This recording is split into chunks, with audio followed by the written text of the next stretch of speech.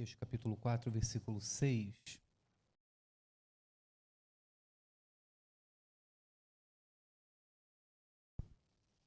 Conforme você for encontrando, você pode se colocar de pé para a leitura da palavra, da santa palavra do Senhor, amém? Hoje falando sobre família. Todo segundo domingo do mês nós estamos aqui tratando sobre esse assunto tão sério, tão urgente e orando também pelas nossas famílias. Malaquias capítulo 4, versículo 6, diz assim a santa palavra do Senhor: Ele converterá o coração dos pais aos seus filhos e o coração dos filhos aos seus pais, para que eu não venha e castigue a terra com maldição. Curva sua cabeça. Senhor, em nome de Jesus, esta noite nós nos rendemos diante do poder da Tua palavra, Senhor. A Tua palavra que é mais poderosa que uma espada de dois gumes. Ó Deus, e diante de Ti nós aquietamos o nosso coração.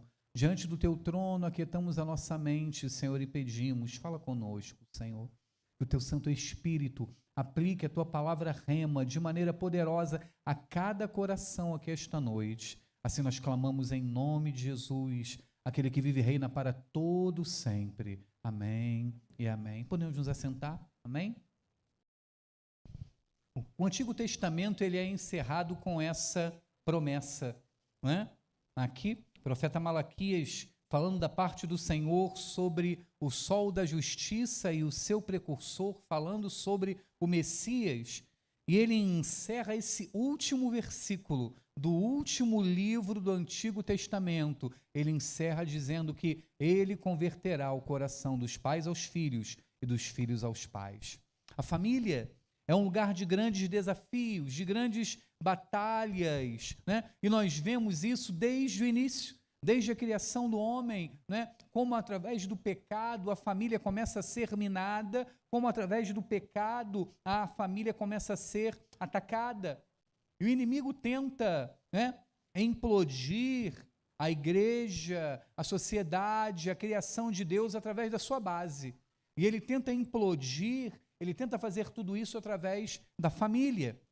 Quando chegamos, muitas das vezes, a atendimentos pastorais, gabinetes pastorais, problemas familiares, problemas conjugais, raro, né, algum desses problemas não ter origem na família, raro algum desses problemas não ter origem, né, ali na criação, na formação, e nós vemos como o inimigo age, é algo tão sério, até mesmo que Malaquias encerra com essa promessa o seu livro, né? Nós vemos, né, essa promessa sobre o sol da justiça e como ele agirá convertendo o coração dos pais aos filhos e dos filhos aos pais.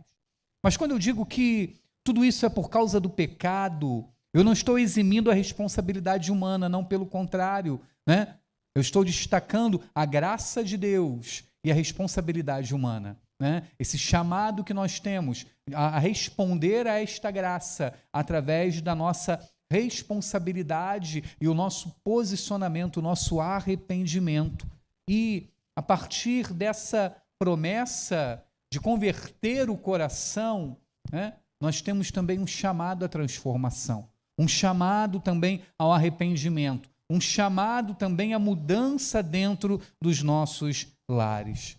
E o Eterno nos chama hoje a observar alguns sinais em nossa família, porque as famílias estão sob ataque, as famílias estão sofrendo o ataque ferrenho do inimigo e nós somos chamados hoje a observar certos sinais de alerta na nossa casa. E hoje, como Domingo da Família, falaremos sobre, né, a relação conturbada entre Davi e Absalão, que nós iniciamos hoje com o Salmos número 3, quando Davi estava fugindo de Absalão. E vamos observar alguns sinais de alerta que foram dados, alguns sinais de perigo que foram dados dentro dessa família, mas que não foram observados. Então hoje nós vamos falar de uma maneira bem prática, aplicando esta palavra às nossas vidas, aplicando essa palavra às nossas famílias e que o Senhor fale ao seu coração.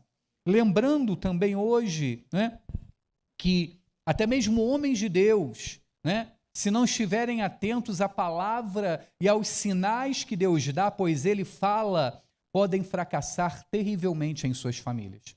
Por isso precisamos estar em alerta, né? Davi, um homem segundo o coração de Deus. Davi, um homem de Deus, um homem, né, que tinha o seu coração no Pai, um homem, né, que escreveu a maior parte dos salmos, o rei mais aclamado de Israel, por não observar certos sinais, por não observar certos alertas, falhou terrivelmente em sua família. E Absalão, quem é Absalão? O terceiro filho de Davi. O seu nome, olha o seu nome, vem de Absalom, né? Que quer dizer pai da paz. Olha só, Davi teve esse cuidado, Davi teve toda essa preocupação em colocar um nome profético em seu filho, porém, né, o dia a dia o afastou desse processo, o dia a dia o afastou dessa promessa. A Bíblia diz que em todo Israel não havia ninguém tão belo como ele. A Bíblia diz que ele era perfeito, né? Dos pés à cabeça, o seu cabelo muito grande. Eu até brinquei aqui de manhã, falei, era o genro que toda sogra queria, né? Bonitão, filho do rei, né? Mas um problemão, um problema, né? Nós vimos o quanto ele se afastou do Senhor e não deixou, né, que a voz do Senhor falasse ao seu coração. Pelo contrário, né? Ele deixou com que situações da vida se tornassem em feridas em seu coração, né? Muito provavelmente, alguns autores dizem que Absalão não tinha a atenção necessária do pai, o cuidado necessário do seu pai, o pior, ele não soube lidar com isso. Porque a grande questão não é o problema em si, mas como nós lidamos com o problema. Todos nós enfrentamos grandes dificuldades em nossa jornada. Todos nós enfrentamos grandes lutas em nossa caminhada, né? Eu até brinco, às vezes eu falo, se nós abríssemos o microfone aqui para cada um vir aqui contar a sua luta, a gente não ia sair daqui hoje, não é? Nós não sairíamos daqui hoje. Todos nós temos as nossas tempestades. A questão é como nós estamos reagindo a essas tempestades. A questão é sobre o que nós estamos firmados. Será que estamos firmados sobre a rocha que é Cristo? Ou será que estamos deixando o nosso coração e as nossas emoções nos guiar? Pois com Absalão foi assim. E hoje eu gostaria de destacar alguns sinais de que a família de Davi não ia bem e aplicar esses sinais às nossas vidas para que possamos aprender e tomar esse cuidado.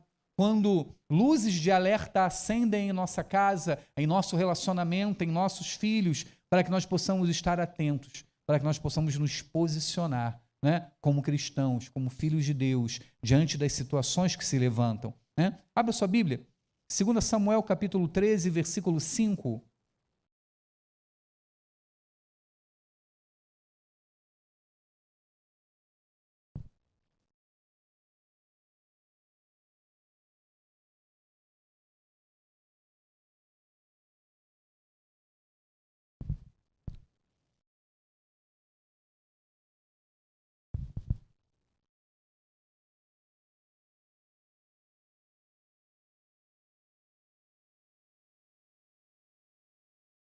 Amém? Diz assim a santa palavra do Senhor. 2 Samuel, capítulo 13, versículo 5, e aí você pode deixar a sua Bíblia aberta em 2 Samuel.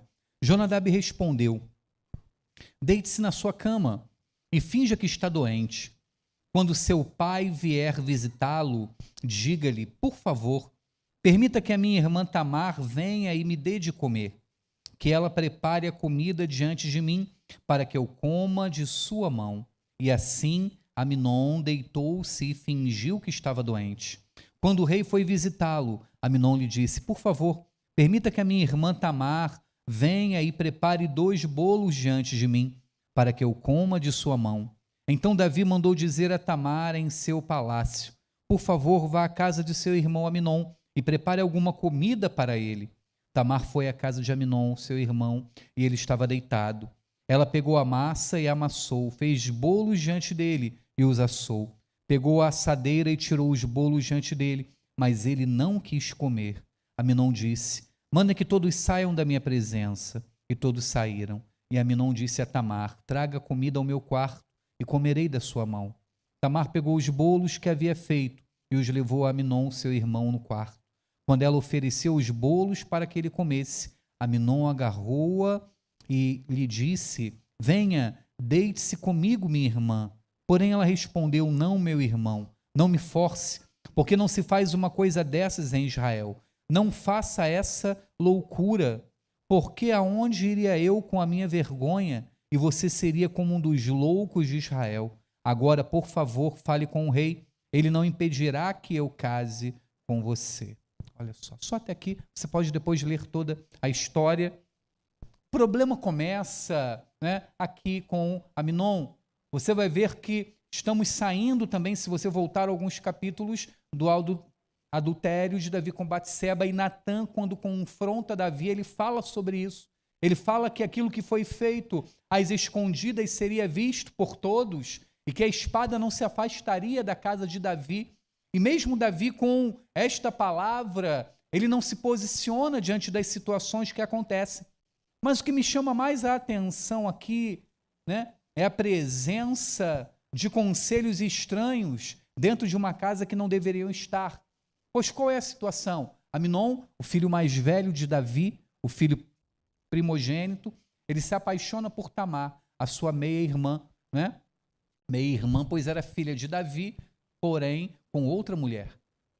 E ele chega a ficar mais magro por causa dessa paixão, e um primo, né? Se você for observar a palavra, né? Esse rapaz, esse Jonadab, que deu toda essa ideia desse plano, era um primo de Aminon. E ele dá essa ideia: olha, faça isso, né? Finja que está doente, fale com Davi, fale para ele trazer sua irmã para cá, e eles arquitetam toda essa violência, todo esse horror. Agora, o que me chama a atenção é o seguinte: uma pessoa pronta para dar um conselho desses, mesmo sabendo do horror e do escândalo diante da lei, diante do povo, diante de Deus, não era para estar ali. Não era para ter voz dentro daquela casa. O problema já começa aí, né? Porque liderança e influência são comportamentos naturais do ser humano.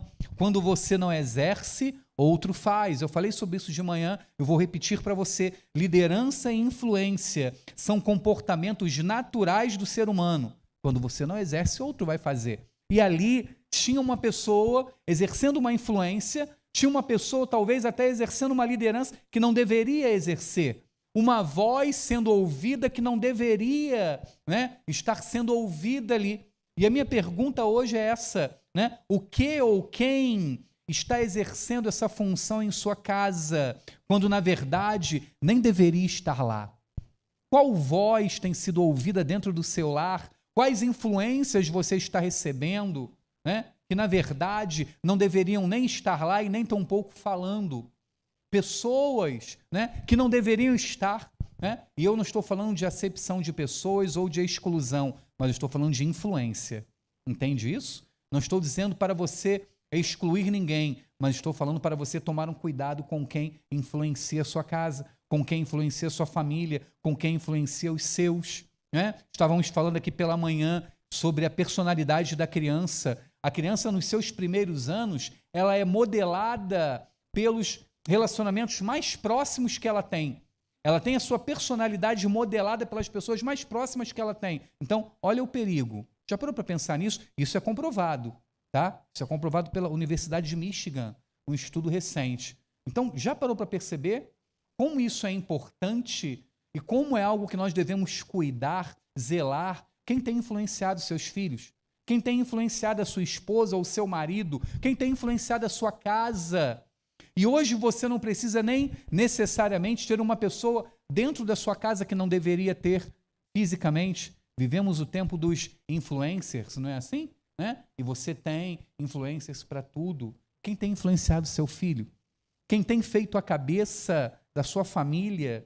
Será que são pessoas que não têm responsabilidade com você? Será que são pessoas que, né, não têm responsabilidade com o seu lar? Será que são pessoas que não têm princípios? Ah, mas tem tantos seguidores. Mas segue ao Senhor? Essa é a minha preocupação. Segue ao Senhor? É discípulo de Jesus? Né? Segue os princípios bíblicos? Tem algo para abençoar? Tem responsabilidade com você? Porque essa questão da responsabilidade também é muito forte. Porque eu só posso ensinar algo e trazer algo concreto se eu tiver responsabilidade com você, se eu tiver autoridade sobre a sua vida. Mas as pessoas não entendem isso. Elas entregam as suas vidas, entregam as suas mentes a qualquer pessoa. E muitas das vezes, conselhos que não deveriam estar sendo dados, palavras que não deveriam estar sendo proferidas, influências estão acontecendo dentro da nossa casa, debaixo do nosso nariz, e nós não estamos percebendo.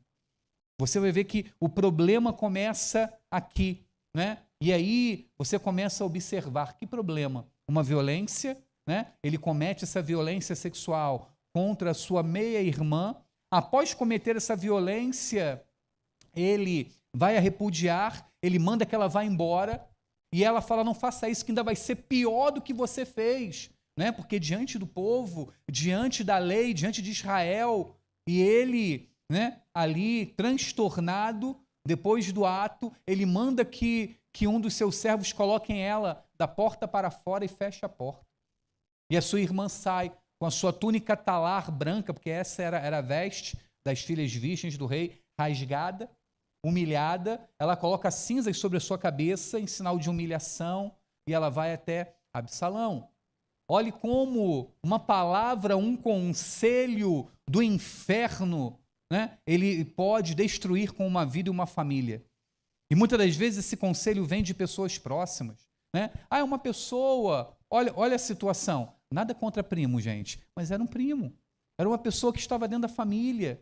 Uma pessoa que estava ali, não, mas está aqui. Não, mas olha, né? Não, meu irmão, tenha cuidado com quem tem influenciado a sua vida. Tenha cuidado com quem tem influenciado os seus filhos, o seu casamento, né? E a situação não para por aí. Daí começa, né, uma derrocada de destruição dentro dessa família. Capítulo 13, versículo 21, vamos lá.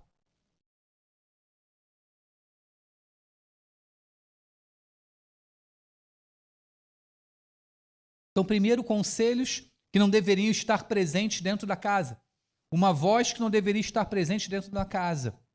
Agora, uma pseudo-liderança, uma liderança apenas emocional. Olha só, capítulo 13, versículo 21, vai dizer assim a palavra do Senhor. Quando o rei Davi soube de tudo isso, ficou furioso. Porém, Absalão não falou com Amnon, nem mal nem bem, porque odiava Amnon por este ter violentado Tamar, sua irmã. Olha só. Ela vai e se encontra com Absalão, e Absalão pergunta o que houve, e ela conta o que houve. E a Bíblia diz que ele, o seu irmão Absalão, não deu palavra nenhuma quanto a isso, né? Ele diz, né, no versículo 20, agora minha irmã, fique calada, ele é seu irmão, que o seu coração não fique angustiado quanto a isso. E muito provavelmente Absalão, né, tinha em seu coração a certeza de que algo seria feito. Tinha em seu coração a certeza de que seu pai faria alguma coisa, seu pai tomaria alguma atitude.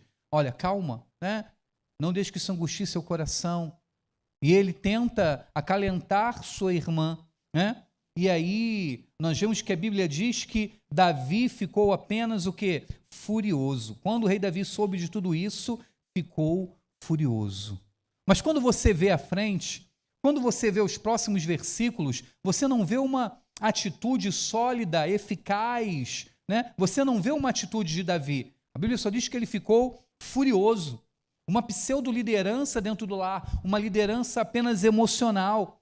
Amnon, o filho mais velho, comete esse ato horrível contra sua irmã, como eu já disse, uma violência sexual, um incesto, um repúdio. Talvez Absalão, o terceiro filho, esperasse essa resposta de Davi, e a atitude de Davi foi apenas ficar furioso. A Bíblia não diz que Davi confrontou Absalão, a Bíblia não diz que Davi puniu Absalão, a Bíblia não diz que Davi tomou nenhuma atitude eficaz com Absalão, ele apenas ficou furioso. E Absalão leva, né, para sua casa a sua irmã por 2 anos para cuidar de Tamar. E Davi não toma atitude nenhuma. Você conhece pessoas assim? Tem pessoas assim na sua convivência? Eu espero que você não seja uma delas. mas daquelas pessoas que quando surge um problema, grita, quebra tudo, fica furioso, dá aquele ataque, mas não resolve nada, mas não toma uma atitude em nada. Pessoas que são muito boas, né, em gritar, em desrespeitar as pessoas, em arrumar confusão, mas que não resolvem nada. Pelo contrário, tem um problema. Ao invés de resolver esse problema diligentemente, ao invés de resolver esse problema com sabedoria, né, ele se descontrola em fúria e agora, ao invés de um problema, ele arrumou mais 10. Você conhece pessoas assim? Davi agiu assim. Não é? 2 anos que Absalão, então, toma as dores da sua irmã, se compadece da sua irmã, a leva para a sua casa. 2 anos. E em 2 anos, nada se ouve de Davi. Olha só. Em 2 anos, nenhuma atitude se vê de Davi. Talvez Absalão levou Tamar para sua casa, sua irmã para sua casa, pensando assim: quando as coisas acalmarem, meu pai vai vir aqui resolver isso. Quando as coisas acalmarem, Davi vai chamar Tamar e vai resolver esse problema todo. Só que a poeira baixou, o tempo passou, 2 anos se passaram e Absalão fica remoendo, né, esse mal, fica remoendo esse ato, fica remoendo o seu irmão Aminon em seu coração. 2 anos aguardando. Talvez que Davi chamasse Tamar para um abraço, para cuidar dela, para um aconchego, para um cuidado, mas nada aconteceu. Ainda hoje existem pessoas assim em famílias, que são ótimas em ficar furiosas, gritar, agredir, né? Como as pessoas dizem, né? Rodam a baiana. Nunca vi crente dizer que roda a baiana, né? Quanta contradição numa frase só. Mas tem crente que diz, né? Se pisar no meu calo, eu rodo a baiana. Fala, quanta contradição, né? Não tem, né? Mas que resolver alguma coisa não resolve. Sentar, conversar, tomar uma atitude, né? Tomar até mesmo uma atitude de exortação, de confronto, de punição, não vê, mas muitas das vezes só se vê confusão, fúria, agressão. Absalão fica 2 anos remoendo esse ódio por seu irmão. E ainda havia um agravante nessa história toda. Aminon era o irmão mais velho, não era? E Aminon, como irmão mais velho, ele era o primogênito. Como primogênito, na falta de Davi, ele seria o quê? Herdeiro do trono. Imagina só também a cabeça de Absalão remoendo isso tudo. A cabeça de Absalão, né? Pensando em tudo isso e remoendo toda essa dor. Então nós falamos hoje sobre, né, a questão de vozes que não devem estar dentro das nossas casas, a questão do risco de uma pseudo-liderança apenas emocional, pessoas que apenas têm o descontrole, que apenas gritam, apenas brigam, mas que não resolvem o que tem que ser resolvido. E também chegamos agora, né, no risco de uma liderança que vê, que sabe, mas que finge que não está acontecendo nada. Versículo 23, 1 Samuel 13, 23, vamos lá. 2 Samuel, falei primeiro? 2 Samuel 13, 23, vamos lá.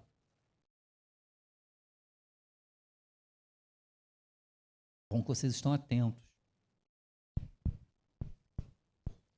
Amém? Diz assim: passados 2 anos, Absalão tosqueava as suas ovelhas em Baal-Azor, perto de Efraim, e convidou todos os filhos do rei para irem até lá. Absalão foi falar com o rei e disse: eis que este seu servo está fazendo a tosquia das ovelhas. Peço que o rei e os seus servidores acompanhem este teu servo. O rei, porém, disse a Absalão: não, meu filho, não vamos todos juntos para não sermos pesados a você. Absalão insistiu, mas o rei não quis ir, contudo o abençoou. Então Absalão disse: se o rei não quer ir, pelo menos deixe que meu irmão Aminon nos acompanhe. Porém o rei lhe disse: por que ele iria com você? Absalão insistiu, e o rei deixou que Aminon e todos os filhos do rei fossem com ele. Absalão deu ordem aos seus moços, dizendo: fiquem atentos, quando o coração de Aminon estiver alegre de vinho, e eu der uma ordem para matá-lo, então matem-no. Não tenham medo, pois sou eu quem está ordenando. Sejam fortes e valentes. Olha só. E a Bíblia diz que aconteceu exatamente assim. Perceba só, 2 anos se passaram. Davi não toma atitude nenhuma. Davi não se pronuncia quanto ao que aconteceu. E aí vem o período da tosquia das ovelhas. O período da tosquia das ovelhas em Israel era um período de muita festa. Era o ápice de toda aquela produção pecuária. As ovelhas estavam sendo tosqueadas, as famílias se reuniam, era uma festa que durava dias, até semanas. Alguns animais eram mortos para que pudessem comer a carne. Era uma grande festa, um período de celebração, de fartura.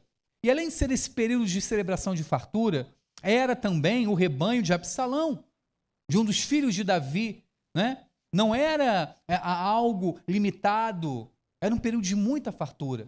Mas Davi sabia que tinha algo de errado. Davi sabia que tinha algo a ser resolvido, afinal de contas, olha que situação. Aminon, né? Um incesto, Tamar, Absalão. E Davi tenta, então, dar uma desculpa, né? Ele diz, não, meu filho, nós vamos todos juntos para não sermos pesados. Ele dá aquela desculpa, como a gente fala, né? Uma desculpa esfarrapada. E a Bíblia diz que Davi não quis ir. Davi não quis ir. Né? Ele sabia que alguma coisa estava acontecendo de errado. Né? E perceba, Davi era um homem sagaz, era um homem experiente, era um homem de guerra. Ele dá primeiro essa desculpa, né? Diante da situação, para não sermos pesados para você. E aí, diante do pedido de Absalão, lá no versículo 26, ele faz uma pergunta também. Por que Aminon iria com você? Olha só. Ele sabia que existia uma animosidade entre os dois, que existia uma pendência entre os dois, mas mesmo assim, ele finge que não está acontecendo nada. Uma liderança dentro do lar, né? E a liderança dentro do lar é do casal, é da família. Há esse sacerdócio do lar que é exercido pelo marido e pela esposa, mas uma liderança que vê as coisas acontecendo e finge que nada está havendo, coloca a sua família em perigo, e em perigo de morte. E aqui nós vemos Davi assim, né? Mas mesmo assim, o que ele faz? Cede à insistência.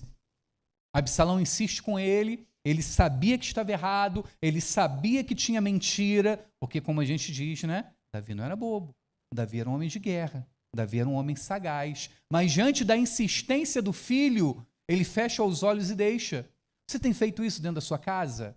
Seu filho tem insistido e você sabe que está errado, você sabe que vai acabar mal, você sabe que vai acabar em morte, morte espiritual, mas você deixa por causa da insistência ou porque você não quer ter trabalho.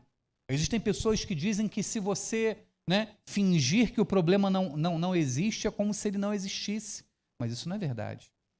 Né? O máximo que você pode fazer é postergar esse problema e depois ele vai explodir em cima de você e você não vai conseguir controlar. Estávamos falando de manhã aqui sobre o efeito mola, né? Você segura, mas daqui a pouco, explode. E aí você não tem como controlar.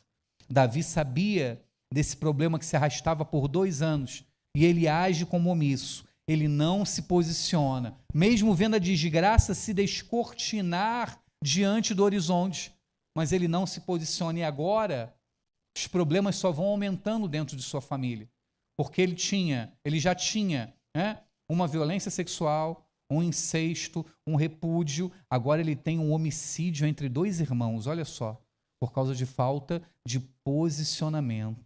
Quais perigos a sua família tem enfrentado hoje? Quais são os sinais que a sua família tem enfrentado, né? Observe o quadro, né? O quadro desta família, como essa família se desarranja, como essa família se desfaz por falta de posicionamento, uma desgraça familiar.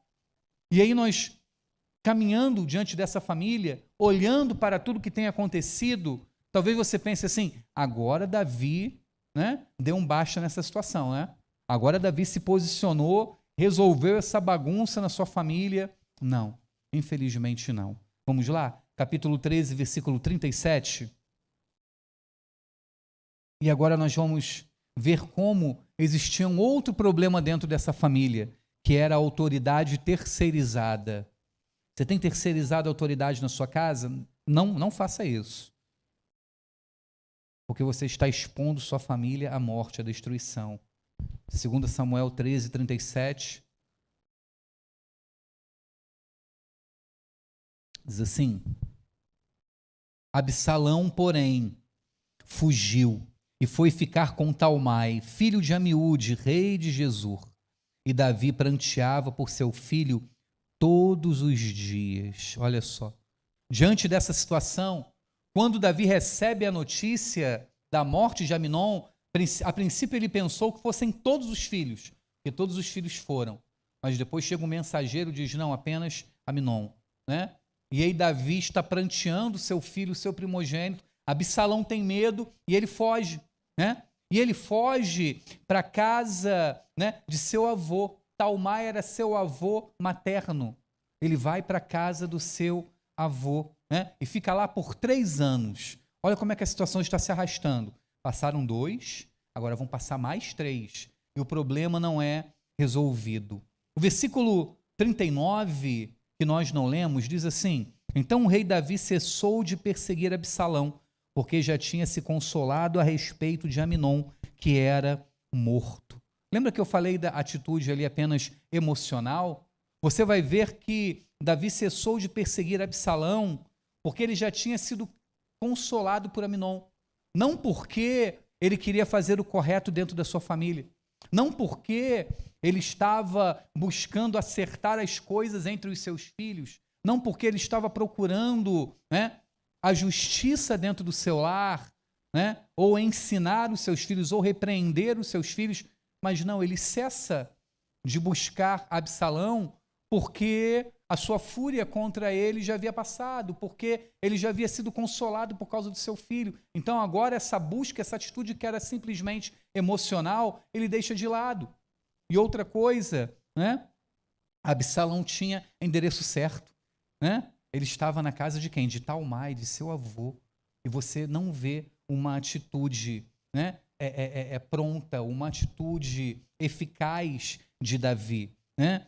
Não porque Davi queria fazer o correto, mas porque ele estava sendo guiado pelas suas emoções. E depois de 3 anos, quando ele traz Absalão de volta, ele não traz por vontade própria ou para resolver o problema. Ele traz através de seu comandante Joabe.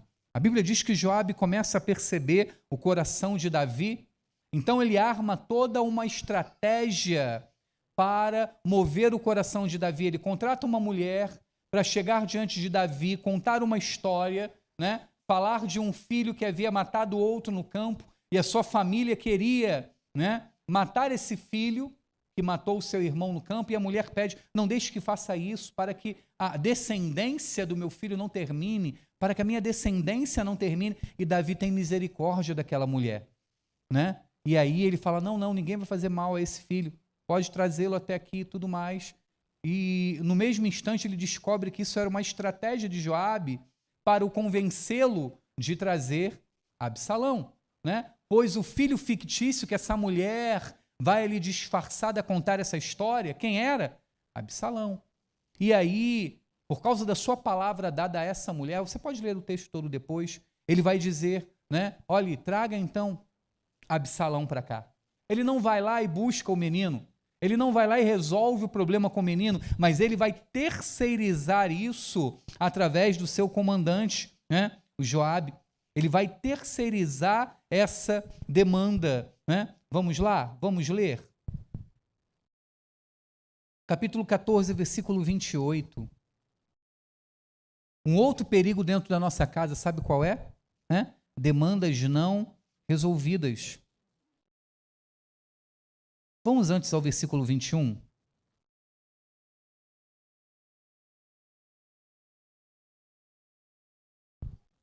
Olha só.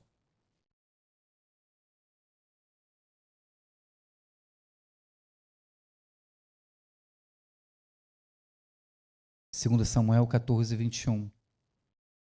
Então o rei disse a Joabe: atendi ao seu pedido, vai e traga o jovem Absalão. Joabe se inclinou, prostrou-se em terra, abençoou o rei e disse: hoje reconheço que tive favor aos seus olhos, ó rei, meu senhor, porque o rei fez segundo a palavra do seu servo. Então Joabe se levantou, foi a Gesur e trouxe Absalão a Jerusalém.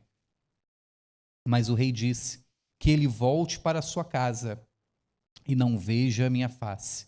Assim Absalão voltou para sua casa e não viu a face do rei. Olha só, ele terceiriza o problema. Antes de nós passarmos a falar sobre demandas não resolvidas, eu gostaria de estar falando um pouco mais sobre isso. Ele terceiriza o problema. Primeiro, seu filho fugindo, passa todo esse tempo na casa do avô materno. Ah, mas estava em fuga. Mas como eu já disse, tinha endereço certo. Depois, quando ele é ali instigado por o seu comandante, por Joabe, a trazê-lo de volta, ele pede que Joabe o traga. Ele não toma a atitude, mas ele está sempre terceirizando. E você observa que quando ele chega, quando ele volta para a sua casa, ele vai ficar também por mais uma quantidade de anos sem ver a face do rei. Olha só, ele terceirizou isso primeiro ao avô, segundo ali a Joabe. E será que dentro dos nossos lares hoje nós temos também terceirizado aquilo que cabe a nós? Terceirizado aquilo que o Senhor tem confiado a nós, Não, o meu filho não. Meu filho, ele vai na igreja domingo. 40 minutos que ele passa a noite ali. A tia da salinha tem que fazer um milagre na vida desse menino, Tem que fazer um milagre na vida dele, E dentro de casa você acha que não tem responsabilidade nenhuma, porque você terceirizou. Não, A avó vai resolver isso, o avô vai resolver isso. Meu irmão, avô e avó têm a sua função, mas os pais têm uma missão. Os pais têm uma missão na vida dos filhos, e essa missão é muito importante. Não terceirize. Não, o pastor resolve. Eu chamo o pastor aqui, ele conversa com esse menino. Meu irmão, não faça isso, porque eu não vou conseguir resolver. Porque tem coisas que o Senhor colocou em suas mãos. É responsabilidade sua. Eu vou até tentar ajudar, eu vou até tentar colaborar, mas olha, aquilo que o Senhor confiou a você, você precisa fazer. A jornada, a caminhada. De manhã nós lemos aqui Deuteronômio 6, que fala da palavra do Senhor e como o Senhor chama o povo a inculcar esta palavra no coração dos filhos, ao deitar, ao levantar, a inculcar essa palavra no coração dos filhos, a sentar e ao caminho, a colocar esta palavra nos umbrais das portas. Devemos fazer isso. Você não deve terceirizar o seu casamento a ninguém. Você não deve terceirizar os seus filhos a ninguém. Há uma responsabilidade sua. Existe uma ajuda, existe um apoio. A igreja está aqui como corpo de Cristo para lhe ajudar. Psicólogos estão amparados pela ciência para lhe ajudar. Pessoas são usadas por Deus para lhe ajudar. Mas há uma responsabilidade que é sua. Não se omita. Não faça como Davi, mas se posicione diante daquilo que está acontecendo dentro do seu lar. E aí vem essas demandas que não são resolvidas e que precisam ser resolvidas dentro da nossa casa. Capítulo 14, versículo 28. Vamos lá agora.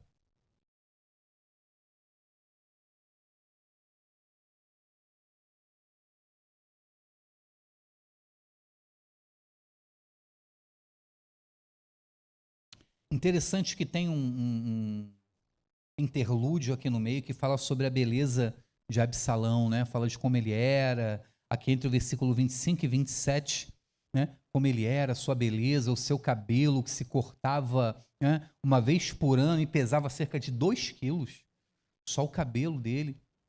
Mas uma coisa que me chamou a atenção também é que nesse meio tempo ele tem 3 filhos e uma filha, e a essa filha ele coloca o nome de Tamar. Olha só, isso foi algo que mexeu tanto com ele.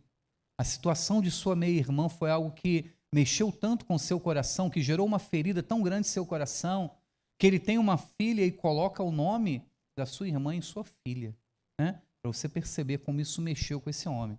E o versículo 28 diz assim: Absalão ficou 2 anos em Jerusalém sem ver a face do rei. Dê um salto ao versículo 33. Então Joabe foi ao rei e lhe entregou a mensagem de Absalão. O rei chamou Absalão e este se apresentou diante dele. Inclinou-se sobre o rosto em terra e o rei o beijou. Olha só. Demandas não resolvidas, situações não resolvidas. A oportunidade de confronto, de perdão, de transformação estava ali, mas não houve sequer uma palavra. olha só, agora mais 2 anos, a Bíblia diz, né, que ele ficou ali, né, mais 2 anos ali, sem ver a face do rei. Então, olha, 2 mais 3 mais 2, 7 anos o problema já se prolongando, ó, se arrastando. Né? 7 anos, esse problema remoendo o coração da família. Né? E perceba que, novamente por Joabe, né, Absalão agora está na presença do rei. Absalão manda um recado por Joabe, né, que ele queria falar com Joabe, e ele chama Joabe por 2 vezes, e Joabe não vem. Sabe o que ele faz? Ele olha para os seus servos e fala assim, olha só, Joabe tem um campo aqui vizinho ao nosso, e ele, né, tem cevada, ele está repleto de cevada, taquem fogo no campo dele, e ele vai ver. Aí os servos vão lá, tacam fogo no campo de Joabe, e Joabe aparece, olha só. Ele havia chamado por 2 vezes, ele não veio, ele taca fogo no campo do homem, o homem vem, aí o homem leva o recado para Davi, Davi manda que ele venha. A oportunidade de confronto, a oportunidade de perdão, de transformação, de exortação estava ali. A oportunidade de se conversar, de se tratar, de cuidar, de se colocar, como a gente fala, né, tudo em pratos limpos estava ali. Mas a Bíblia diz que não houve sequer uma palavra. Absalão vem, né, e ele se prostra, posto em terra diante de Davi. Olha a oportunidade.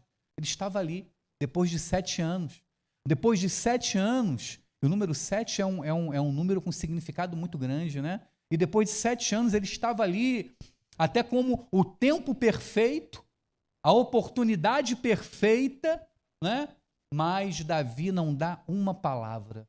Davi dá um beijo, né, em seu rosto e só. Você conhece pessoas assim? Que diante de situações a serem resolvidas, agem como se nada tivesse acontecido? Você conhece pessoas assim? Deixa para lá, não, tá tudo certo, tá tudo bem. Mas o coração tá, ó, remoendo. O coração tá, ó, pegando fogo, incendiado. A família tá incendiada, o casamento tá incendiado. Não, tá tudo bem, não vamos falar disso. Não precisa falar disso. Né? Vamos levando, vamos tocando a vida, né? Dá um beijinho aqui no rosto e vamos que vamos, vida para frente. Mas a vida não vai para frente com tanto peso. A vida não avança com tanto peso no coração. E aí a gente diz, não, é o jeito dela, é o jeito dele, é o jeito desse menino, meu irmão. Não ensina o menino enquanto ele é pequeno, não. Ah? Não exerce domínio enquanto ele é pequeno, não. E depois que crescer, você não consegue mais exercer esse domínio. Tá? Aí, se você não exercer o domínio, né, até os 15 anos, depois você não exerce mais. Tá? Isso também é comprovado pela ciência. E a gente diz assim, não, é o jeito dele, é o jeito dela. Né? Não. A criança falou áspera assim com a mãe, mas no fundo ele ama a mãe, sim. Né? Vai ser bem lá no fundo, bem no fundo. Mas olha, você precisa, né, mudar isso. Você precisa parar de dar desculpa. A gente precisa parar de dar desculpa e enfrentar aquilo que precisa ser enfrentado. E cuidar daquilo que precisa ser cuidado. Não tem esse negócio de, é o jeito dela, é o jeito dele. Não, tem que ser ensinado. Crianças precisam ser ensinadas. Essa é a sua função. Porque se você não ensinar, lá fora vão ensinar. E o que é pior, vão ensinar muito mal. Vão destruir o seu filho. Vão destruir a sua família. Mas você diz, não, é o jeito dela, não. Hoje não é mais assim não, pastor. É assim. Se você não cuidar, outros vão cuidar e vão destruir a sua família, vão destruir o seu casamento, o seu lar. Talvez você vai dizer assim, é a forma dela pedir perdão, é a forma dele pedir perdão. Precisa falar, precisa fazer, vamos em frente, não é? Vamos tocar a vida, dar um beijinho no rosto e vamos embora. Não. Existem perdões que precisam ser trazidos diante do altar do Senhor, né? Pecados que precisam ser confessados para que haja cura. A Bíblia diz, se confessarmos os nossos pecados, Ele é fiel e justo para nos perdoar de toda injustiça. Temos essa promessa de que Ele há de nos perdoar, de que Ele há de ser justo para nos perdoar, mas nós precisamos confessar. Davi, diante desse ato, né, aparentemente bobo, aparentemente simples, né, um beijo no rosto e vamos que vamos, ele deixou que essa oportunidade fugisse das suas mãos, que essa oportunidade fugisse entre os seus dedos. E daí começa uma grande rebelião de Absalão. Ele perdeu a oportunidade diante dele de estar com seu filho, né? De ali tratar o coração do seu filho, de pastorear o coração do seu filho, né? E a partir dali, Absalão já sai para uma grande rebelião. O perdão retido pode se transformar em uma grande ferida, né? Vamos lá, capítulo 15, versículo 1, estou caminhando para encerrar.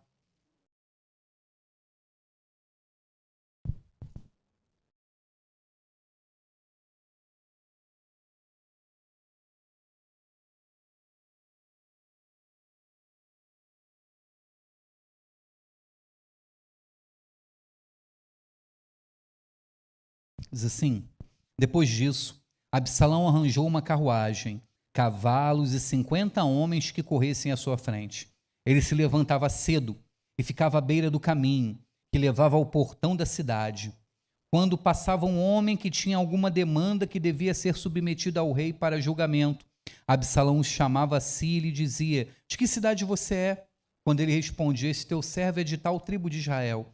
Absalão lhe dizia: olha, sua causa é boa e justa, mas você não tem quem o ouça da parte do rei. Absalão dizia mais: ah, quem me dera ser juiz na terra, para que viesse a mim todo homem que tivesse demanda ou questão, para que eu lhe fizesse justiça. Também quando alguém se aproximava para inclinar-se diante dele, ele estendia as mãos, abraçava-o e o beijava. Absalão agia desta maneira com todo Israel, que vinha ao rei para pedir justiça, e assim conquistava o coração dos homens de Israel. Olha só. Por causa da falta de disciplina, por causa da falta de repreensão, você vai ver que Absalão sai e inicia então o seu projeto de levante, de revolta, de insurgência contra o seu pai. Ele se coloca à porta da cidade e ele começa a dizer assim: de que cidade você é? Né? Olhe, sua causa é boa, mas não tem quem o ouça, né? Da parte do rei. Quem me dera ser juiz nessa terra? Ele começa ali a tentar conquistar o coração do povo, mas você percebe que na fala de Absalão, na verdade, inconscientemente, ele está falando, né, da causa dele que não foi punida. Inconscientemente, ele está falando, né, da causa dele que não houve uma disciplina. Né? Ele está falando do seu próprio problema e se levantando contra o seu pai. E quando alguém vinha falar com ele, se inclinando, ele estendia as mãos, abraçava, beijava, e assim ele ia conquistando o coração do povo. Olha só, por causa de um perdão retido, de uma oportunidade perdida, né? Absalão sai e inicia esse levante. Na verdade, ele está expressando o que se passa no seu coração. Na verdade, ele estava expressando o que se passou com ele. E ele fica por mais 4 anos fazendo isso. Olha só, 4 anos à porta da cidade, né, fazendo ali esse meio de campo, ali tentando conquistar o coração do povo, agindo de maneira traiçoeira com seu pai, mais 4. Então, olha só, já vão agora quantos anos? 11 anos. Estávamos em 7, agora já vão 11 anos que esse problema perdura. E eu fico pensando, será que o rei mais aclamado de Israel, homem sagaz, estrategista, não viu o que Absalão estava fazendo? Será que Davi, durante 4 anos, ele não ficou sabendo o que Absalão fazia à porta da cidade, o que Absalão falava com o povo, a forma como Absalão tentava cooptar o coração do povo? Será que ele não percebeu? Será que ele não notou? Já parou para perceber isso? 4 anos. E Davi não faz nada. Na verdade, eu acho que Absalão queria provocar uma reação, uma atitude. Na verdade, eu acho que Absalão, com essa atitude, além do seu coração, além da rebeldia no seu coração, ele queria chamar a atenção para algo que estava acontecendo dentro dele. Chamar talvez a atenção de Davi, né? Você já viu criança quando começa com rebeldia e depois você vai descobrir que a causa não tem nada a ver com aquela rebeldia, mas às vezes tem uma causa muito mais profunda? Quem lida com criança e adolescente sabe do que eu estou falando, né? Às vezes você pega aquele adolescente rebelde, aquele adolescente problemático, né? E aí quando você vai conversar, quando você vai conhecer um pouquinho, você vê que aquele problema, aquela rebeldia, aquilo que ele está fazendo é apenas a ponta do iceberg. Em seu coração, em sua história, em sua jornada, tem várias outras coisas, e às vezes essa rebeldia, às vezes esse posicionamento, às vezes essas atitudes são apenas para chamar a atenção, né? E você vê Absalão 4 anos à porta da cidade, falando com um, falando com outro. Quem dera tivesse rei em Israel para julgar a sua causa. Quem dera eu fosse juiz para poder, né, ajudar você. E Davi não faz nada. E quando ele se levanta para pedir para ir a Hebrom, a Bíblia diz que Davi olha para ele e diz, vá em paz. E ele já estava iniciando o seu levante. Aí ele vai levar homens junto com ele, ele vai iniciar essa revolta, ele vai anunciar, ele vai contratar homens para dizer assim, Absalão é rei sobre Israel. Depois você lê o capítulo todo. E quando a notícia chega a Davi, Davi fica amedrontado. Davi, ele mesmo com as suas atitudes, ele criou, desculpa a expressão, criou um monstro dentro da sua casa. Ele criou um problema dentro de sua casa que deixou ele mesmo apavorado. Quando a notícia chega, ele foge com medo, com vergonha. A Bíblia diz que ele foge descalço, com a cabeça tapada, né? E no meio do caminho ele ainda sofre a afronta de Simei, que vai ao meio do caminho ao lado dele, o amaldiçoando, tacando pedras nele, jogando terra nele. E assim Davi sai fugindo de seu filho, fugindo das situações que ele não pôde encarar e não conseguiu enfrentar. A Bíblia diz que a criança entregue a si mesma envergonha os seus pais. Provérbios 29:15 fala sobre isso.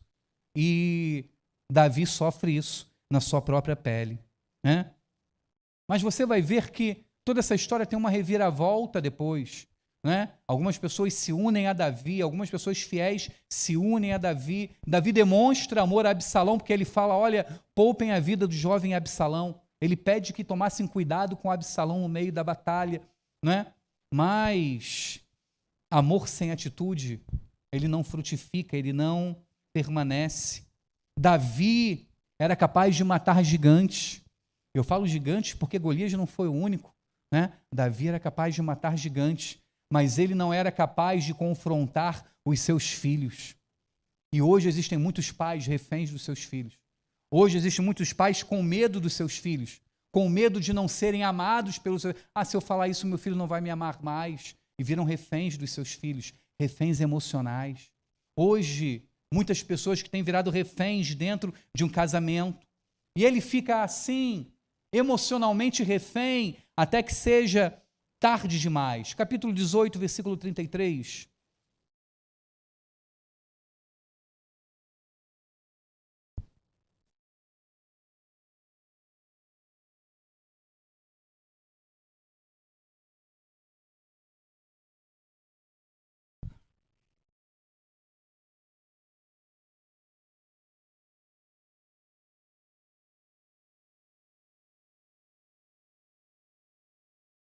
Diz assim, então o rei, profundamente comovido, subiu à sala que estava por cima do portão e chorou.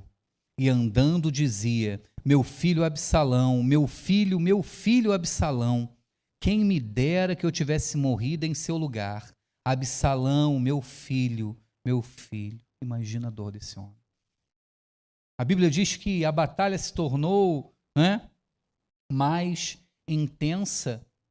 E Absalão em fuga sob sua mula, por ter os cabelos grandes e frondosos. Lembra que eu falando sobre isso? Os seus cabelos ficam presos, ele fica preso pela cabeça em um carvalho, né? E a mula passa direto e vai embora, ele fica preso lá, agarrado. E aí um jovem vê, mas ele tinha ouvido Davi falar aos seus chefes, né? Aos seus comandantes do povo que não matassem Absalão. Então, um jovem vê e não o mata e vai falar com Joabe. E Joabe pergunta, por que você não matou? Ele fala, não, eu ouvi a ordem de Davi. E Joabe prontamente retorna lá rapidamente e o mata, pendurado naquele carvalho. E quando a notícia chega até Davi, o seu coração desfalece. Porém, já era tarde demais. O que tinha que ser dito não foi dito.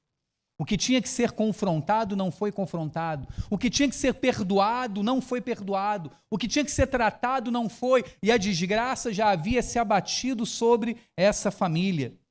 Meu irmão, não deixe que em sua casa seja tarde demais.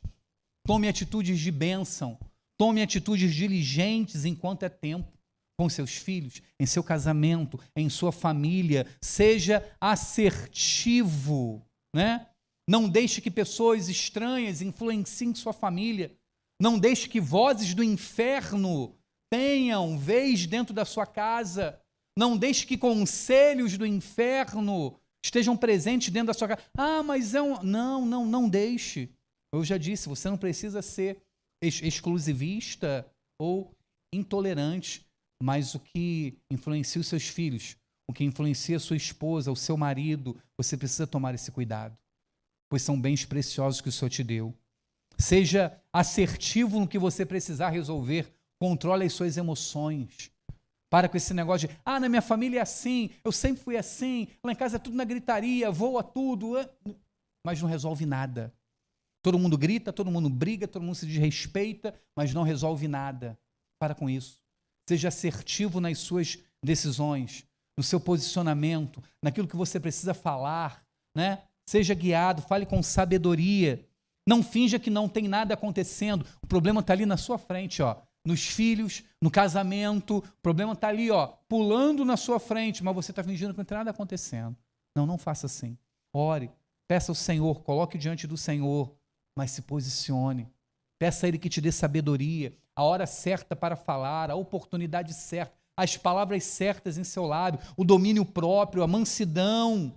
Não terceirize a autoridade. A avó resolve, o avô resolve, o pastor resolve. Cadu lá, que é líder dos jovens, resolve. Jane Jorge lá com o Ministério de Casais resolve. Não.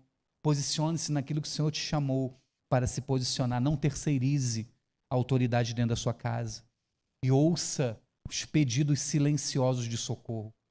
Absalão, quando estava à porta da cidade, interceptando as pessoas durante 4 anos, ele estava ali também com um pedido silencioso de socorro. Ele estava ali para ser visto por todos. Ele estava ali para que a notícia chegasse até Davi, mas Davi não conseguiu enxergar isso. Comece a observar as situações que estão à sua volta. Comece a observar, né, as reações à sua volta. Comece a observar os comportamentos, e que muitas das vezes são pedidos de socorro, dentro de um casamento, dentro de uma família, em meio à relação dos pais com os filhos. E que a promessa, né, feita em Malaquias se cumpra em seu lar. Que ele converta. Há um trabalho a ser feito, está vendo? Há uma conversão a ser feita. Há algo a ser mudado. E que ele converta o coração dos pais aos filhos e dos filhos aos pais. Que ele cuide da sua família. E que nós tenhamos força, que nós tenhamos discernimento, que nós tenhamos intrepidez do espírito para nos posicionar, para nos colocarmos de pé, para cuidarmos daquilo que o Senhor colocou nas nossas mãos. Que o Senhor nos sustente, que o Senhor nos levante, que o Senhor nos fortaleça, para que nós possamos sair da inércia, né, e lutar por esse bem tão precioso que Ele colocou nas nossas mãos, que é a nossa família. Se você estiver se sentindo fraco hoje, talvez você esteja pensando assim, pastor, parece que o Senhor falou da minha família. Deus te trouxe aqui hoje para te fortalecer. Deus te trouxe aqui hoje para te despertar. Essa palavra é uma palavra de despertamento. Essa é uma palavra que corta na nossa carne. Essa é uma palavra que nos leva a um novo posicionamento e a uma atitude de fé diante do Senhor. Eu quero orar por você esta noite. Curve sua cabeça. Quero orar por você em nome de Jesus. Senhor, em nome de Jesus, esta noite, Pai, nós pedimos por cada um que tem enfrentado suas crises, suas lutas, suas batalhas em sua família, em seu casamento, com seus filhos. Pai, em nome de Jesus, não nos deixe, Senhor, ó Pai, como Davi, vitoriosos, conhecidos, do portão para fora, mas um fracasso do portão para dentro, Senhor. Não nos deixe, ó Pai, terminar assim. Ó Pai, ajuda-nos, ó Deus, para que possamos derrubar gigantes fora e dentro de nossos lares também, Senhor. Pela autoridade do Teu nome, Senhor. Ó Deus, pela força do Teu Espírito, Senhor. Espírito Santo de Deus continua falando a cada coração esta noite. Continua fortalecendo os Teus filhos, Senhor. Oh Deus, que haja mudança, que haja transformação, que haja um novo posicionamento, Senhor. Em nome de Jesus, Senhor. Traga esperança àquele que já perdeu a esperança dentro do seu lar. Renova a alegria dentro dos lares, Senhor. Ó Deus, que hajam, Senhor, oportunidades de perdão, de renovo, de reconciliação, meu Pai. Deus, em nome de Jesus. Oh Deus, cura, Senhor. Cura, Senhor, famílias aqui esta noite, Pai. E fortaleça os Teus filhos. Assim nós clamamos em nome de Jesus. Amém e amém. Amém? Gostaria de chamar a igreja de gente pequena para que nós estejamos orando por cada família. E esta palavra, como eu disse hoje, é uma palavra, né, de despertamento.